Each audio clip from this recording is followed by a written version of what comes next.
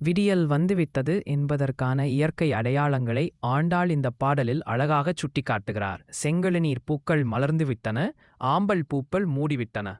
ஆண்டவன் சந்நிதி திறக்கப்பட்டுவிட்டது. எங்களை எழுப்புதாகச் சொல்லிவிட்டு நீ உறங்கலாமா? கடந்து கொண்டு சங்கு சக்கரம் ஏந்திய கண்ணனை வழிபடத் தோழியை அழைக்கிறாள் கோதை.